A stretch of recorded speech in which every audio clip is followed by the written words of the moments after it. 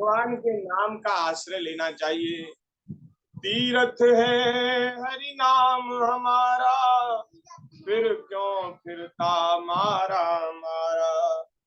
अंत समय हरि नाम न आवे, अंत समय हरि नाम न आवे। फिर काशी और मदीना क्या, हरि नाम नहीं तो जीना क्या, हरि नाम नहीं तो जीना क्या।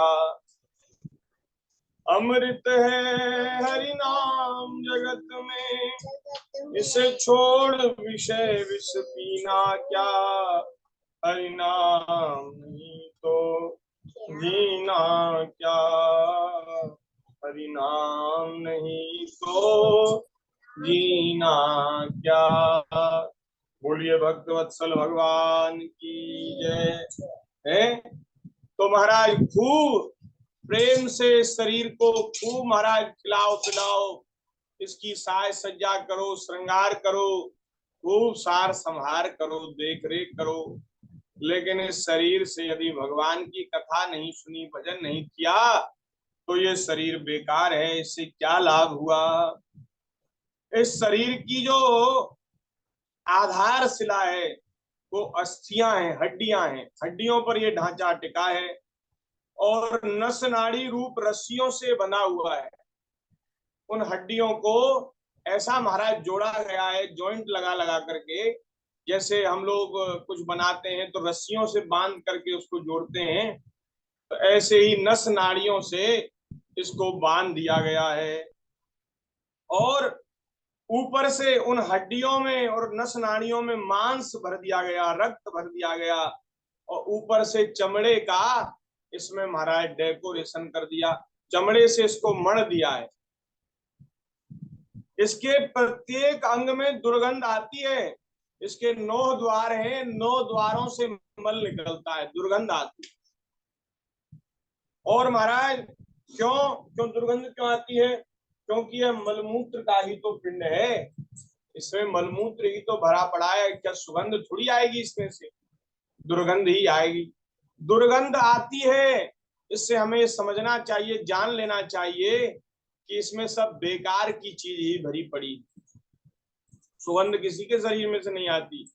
हाँ, जो भगवान का भजन करते हैं महाराज, जो महात्मा ठाकुर जी का निरंतर भजन करते, नाम जपते हैं, उनके शरीर में से सुगंध आती है, दिव्य सुगंध आती है, ऐसा हमने सुना है। हाँ, हमारे गुरुदेव भगवान पूज्य श्री महाराज जी वृतांत सुनाते हैं। श्री भक्तमाली जी महाराज, हमारे दादा गुरुदेव भगवान महाराज जी बता रहे थे कि जब पूज्य श्री महाराज जी बहुत अस्वस्थ थे, अंतिम समय में बहुत बीमार थे, तो महाराज कई दिन तक बिस्तर पर रहे, आसन पर रहे और उठ नहीं पाए।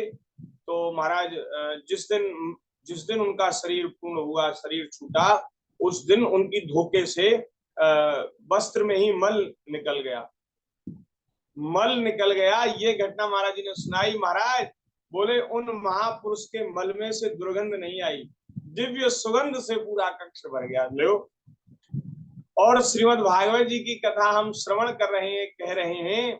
आगे ऋषभ भगवान का चरित्र आना है। श्री ऋषभ देव जी महाराज मलमूत्र में से महाराज उनके ऐसी सुगंध आती थी कि 4 योजन का क्षेत्र सुगंध से भर जाता था। मलमूत्र में से सुगंध आती थी। लो, ये क्या है? ये भगवान की भजन का प्रभाव है, ठाकुर जी का स्मरण जो महाराज तल्लीनता पूर्वक, अनन्यता पूर्वक करते हैं, तो उनका देह भी दिव्य हो जाता है, दिव्य शरीर हो जाता है। नहीं तो हम लोग सामान्य जीव, हम लोगों के शरीर से नित्य दुर्गंध आती है। वृद्धावस्था और शोक के कारण यह परिणाम में दुख में है। रोगों का तो घर ही है, कोई ना कोई रोग इस शरीर के साथ लगा रहता है।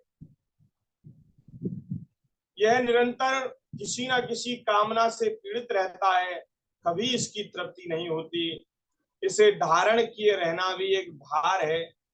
इसके रोम रोम में दोष भरे हैं और महाराज ये क्षण भंगुर है, इसके नष्ट होने में बिल्कुल भी देर नहीं लगती। सदोषम क्षण भंगुरम।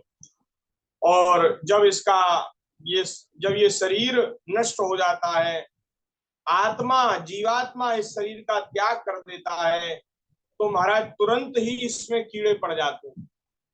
3 घंटे बाद ही शरीर में कीड़े पड़ जाते हैं, और इसको जला दिया जाए तो राख बन जाता है, गाड़ दिया जाए तो कीड़े बन जाते हैं, और यदि नदी में बहा दिया जाए तो पशु खा लें तो पशुओं की विष्ठा हो जाता है।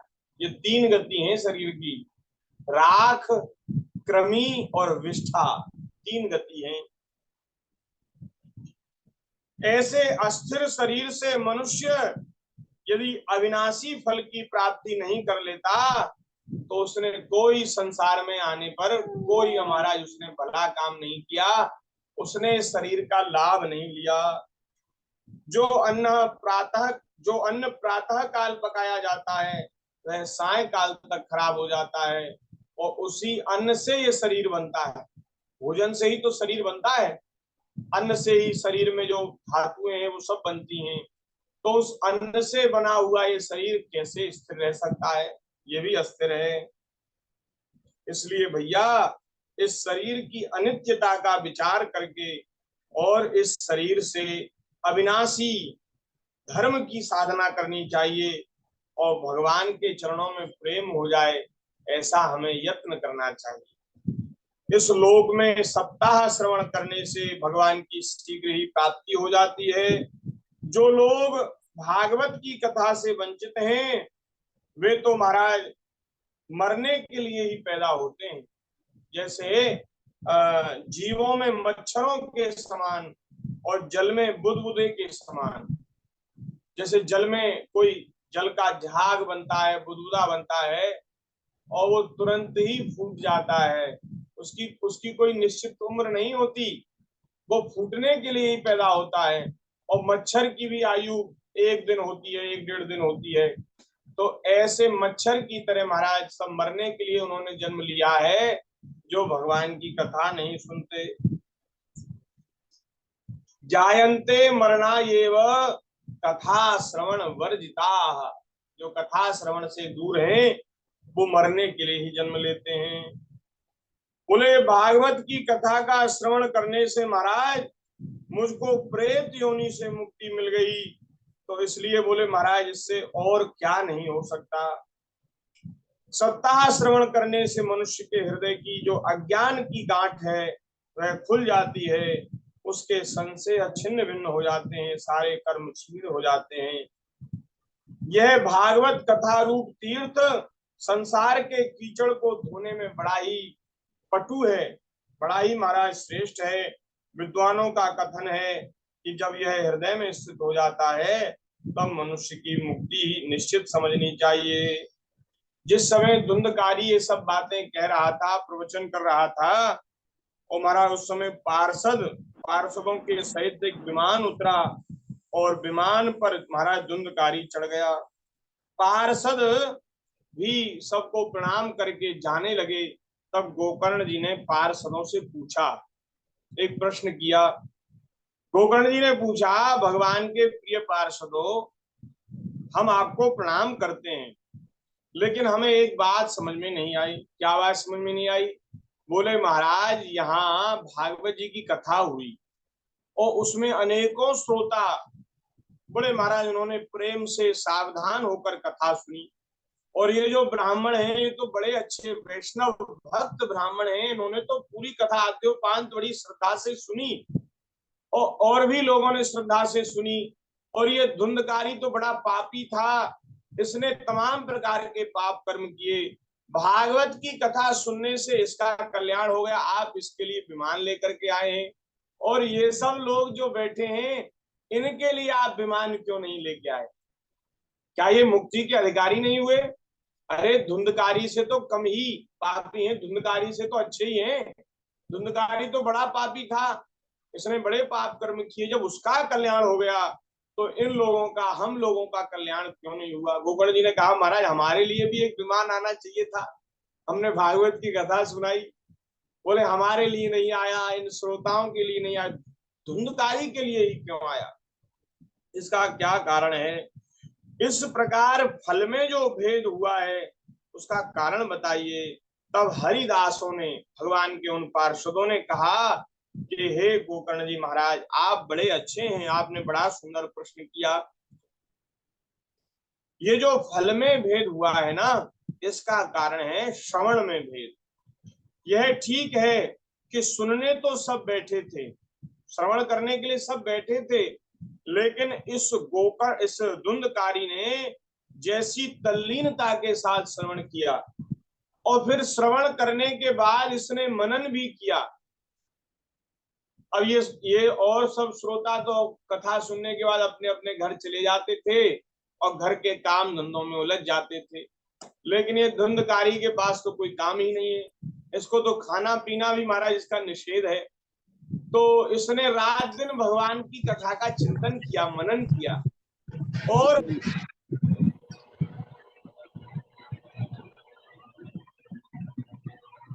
दुखी होकर के, व्याकुल हृदय से दुखी होकर के इसने भगवान की कथा सुनी, अपने कल्याण के लिए कथा सुनी। इसलिए बोले महाराज इसका कल्याण हो गया, क्योंकि इसने अपने कल्याण के लिए कथा सुनी। कथाओं में भीड़ तो बहुत होती है, लेकिन भगवान के चरणों में प्रेम हो, संसार सागर से हमारी मुक्ति हो जाए, ऐसा मनोरथ लेकर कोई एक बिरला ही श्रोता सुनने बैठता है, नहीं तो तमाम प्रकार की मनोरथ मनोकामनाएं लोगों के हृदय में होती हैं। एक महात्मा बड़े विनोद में कहते थे, बोले भाई कथा तो हम भी आपको सुना रहे हैं और भागवत की कथा सुना रहे हैं, और एक बात बताओ, 7वें दिन जब कथा पूर्ण हो जाए और यहाँ भगवान के धाम से पार्षद विमान लेकर के उतरे और सबसे कहें बोले बैठो भैया विमान में बैठ बैठ करके भगवान के धाम चलो, तो कितने लोग धाम जाने के लिए तैयार हैं? एक बात बता दो हमें। तो वो महात्मा कहते थे कितने लोग तैयार हैं? तो महाराज किसी ने हाथ नहीं उठाया। बोले महाराज हमें तो अभी तमाम काम बाकी हैं हमारे, आप कह रहे धाम चलो, हमें नहीं जाना धाम, हमारे तो बहुत सारे काम यहाँ बाकी हैं, ये करना है, ये करना है, ये करना है। अरे भैया धाम जाने से पहले मरना तो पड़ेगा, और मृत्यु किसको अच्छी लगती है? मृत्यु से तो किसी को प्यार नहीं। तो इसलिए हम लोग जो कथा सुनते हैं उसमें और धुंधकारी ने जिस प्रकार कथा सुनी उसमें अंतर है। धुंधकारी ने अपने कल्याण के लिए कथा सुनी और बड़े बड़े ध्यान से, सावधानी से, और उसने चिंतन मनन करते हुए भगवान की कथा सुनी, इसलिए महाराज का कल्याण हो गया। लेकिन हे गोकर्ण जी महाराज, हम आपसे कह रहे हैं यदि आप दोबारा कथा कहें तो दोबारा सब लोग कथा सुने और फिर ऐसे महाराज आनंद पूर्वक कथा हो तो इन सब का भी कल्याण हो जाएगा। इन सब के लिए हम लोग विमान लेकर के आएंगे और आप सबका कल्याण हो जाएगा। उन भगवान के पार्षदों ने बड़ी सुंदर बातें कही।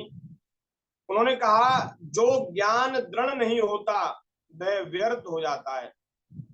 इसी प्रकार श्रवण जो है अगर वो सावधानी पूर्वक न किया जाए, भगवान की कथा सुनी लेकिन सावधानी से नहीं सुनी, सावधान होकर के सुनने की महिमा है। महाराज हम लोगों का सुनना ऐसा है कि इस कान से सुनते हैं और इस कान से निकाल देते हैं।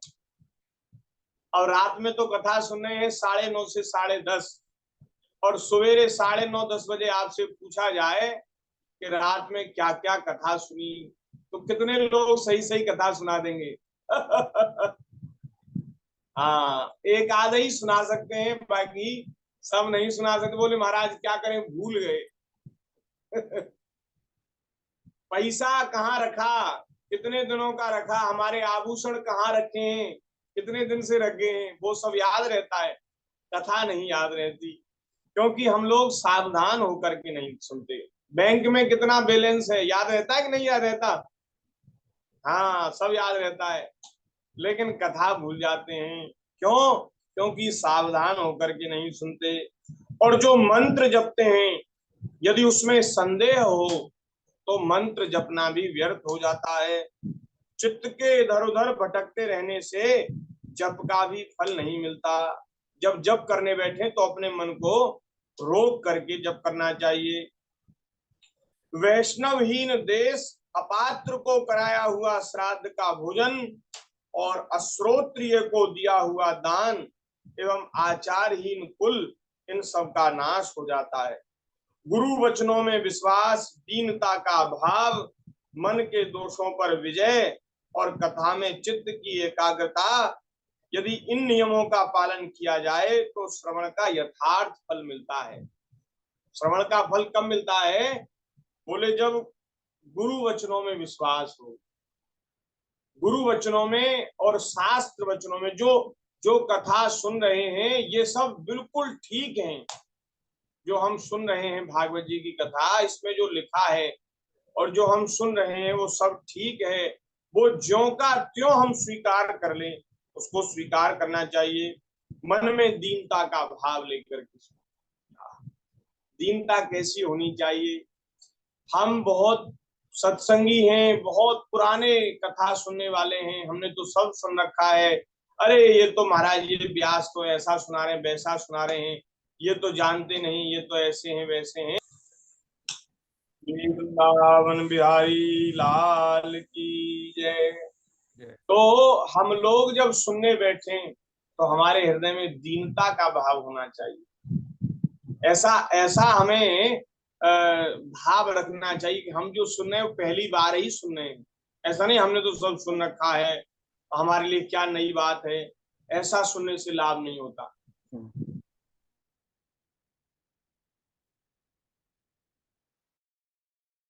सुना रहे वो पहली बार सुन रहे हैं, ऐसा भाव लेकर के सुनना चाहिए। और आपको सुनना कैसे चाहिए, ये सीखना है तो हनुमान जी से सीखना चाहिए। हनुमान जी महाराज जहां जहां भगवान की कथा होती है, वहां वहां सुनने पहुंचते हैं। और कैसे सुनते हैं?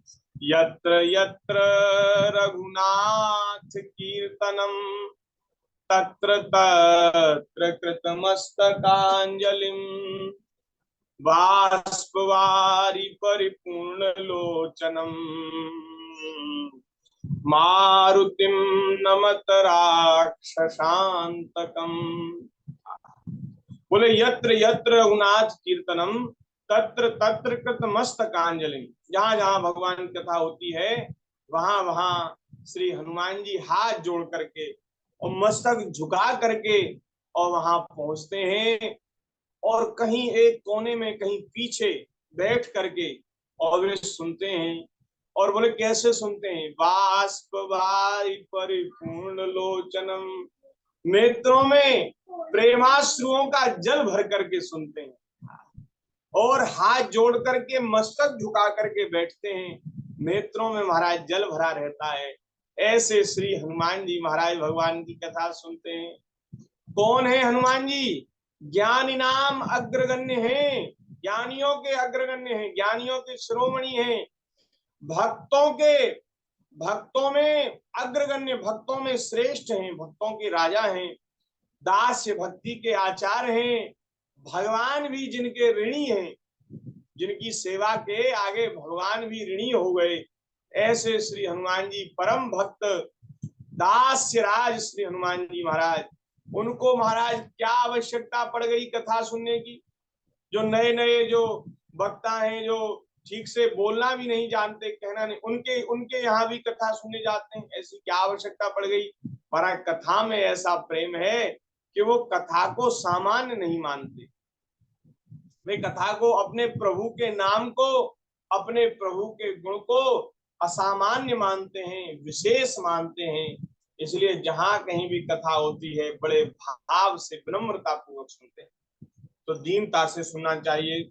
और जो मन के जो दोष हैं, मन ये जो इधर उधर उछल कूद करता है, 1 मिनट में यहाँ बैठा, 1 मिनट में दिल्ली कलकत्ता बंबई पहुंच जाता है, इसकी जो उछल कूद है उसको रोक करके और कथा सुनने से, और कथा में चित्त की एकाग्रता इन नियमों का पालन करने से कथा के श्रवण का पूर्ण फल मिलता है। इस प्रकार महाराज कहा कि अगर दोबारा कथा हो, सब लोग कथा सुने, तो जरूर आप सबकी मुक्ति होगी। अब महाराज दोबारा श्रावण के महीने में दोबारा से सप्ताह कथा हुई, और इस बार महाराज वहां कथा की समाप्ति पर बहुत सारे विमान उतरे, आकाश मंडल विमानों से भर गया, और सभी श्रोताओं को महाराज सुंदर देह की प्राप्ति हुई, चतुर्भुज देह की सभी श्रोताओं को प्राप्ति हुई, और उस विमान में चढ़ करके सब लोग भगवान के धाम गए। ऐसा वर्णन है कि वहां महाराज उस गांव में रहने वाले कुत्ते और चांडाल पर्यंत जो पापी जीव थे, वे भी महाराज गोकर्ण जी की कृपा से भागवत की कथा सुनने से सब मुक्त हो गए। कुत्ते बिल्ली भी सब मुक्त हो गए, भगवान के धाम को चले गए। ये जो महाराज भागवत जी के कथा की श्रवण की जो महिमा, अद्भुत अनिवर्चनीय महिमा है। और गोकर्ण जी को तो लेने भगवान स्वयं पधारे, और श्री ठाकुर जी विमान में से निकले और श्री गोकर्ण जी को हृदय से लगा लिया, और अपने समान ही गोकर्ण जी को बना लिया, और हाथ में हाथ डाल करके ठाकुर जी विमान में बिठा करके गोकर्ण जी को चले हैं। बोलिए भक्त वत्सल भगवान की जय। जैसे पहले अयोध्या में श्री राम जी अपने पूरे नगर निवासियों के साथ अपने धाम को पधारे थे, उसी प्रकार आज गोकर्ण जी के साथ सारे गांव के निवासी भगवान के धाम को पधारे। इस प्रकार से श्रीमद् भागवत जी की कथा का ये बड़ा सुंदर अद्भुत महात्म वर्णन किया गया है। समय पूर्ण होने वाला है, थोड़ी देर है अभी। कितनी देर है? राम, अच्छा।